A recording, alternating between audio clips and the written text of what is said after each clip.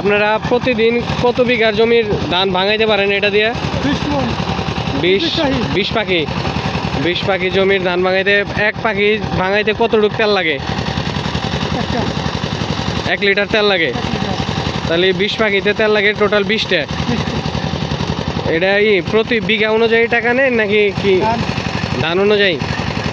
মানে একজনের জমি থেকে যে টাকাটা আপনারা ধানটা যেই করে দিবেন, 1 বিঘা জমি ধরেন নিলেন, তাহলে 1 বিঘা জমি কত টাকা নেবেন আপনারা চুক্তিতে ধান দিয়ে? মানে ধরেন 1 বিঘা জমিতে ধান হইলো আপনার 15 থেকে 20 মন, সেক্ষেত্রে আপনারা কয় মন নেবেন ধান?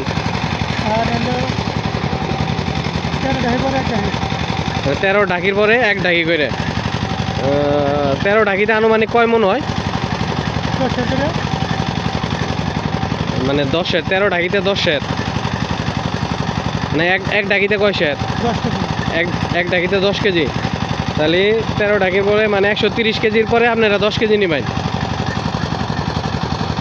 তাতে 20 পাখি জমির যদি আপনারা প্রতিদিন ধান ভাঙান, আপনার কতটুক ধান পরে আপনার ভাগে? তাহলে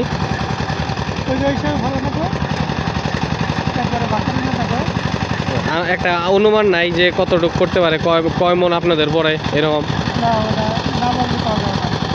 ওইরকম অনুমান নাই, তাই না? এমনি অনুমান বলতে বোঝায় খালি ওই যে 13 ঢাকির পরে 1 ঢাকি করে ধান আপনারা পান। আর এখন যে ওই যে তেলের তো সংকট, তেল কি ঠিক মতো পাইতেছেন?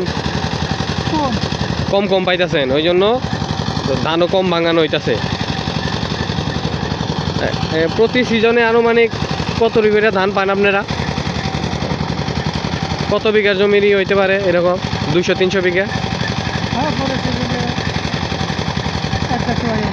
1-150 বিঘা। আচ্ছা, ঠিক আছে।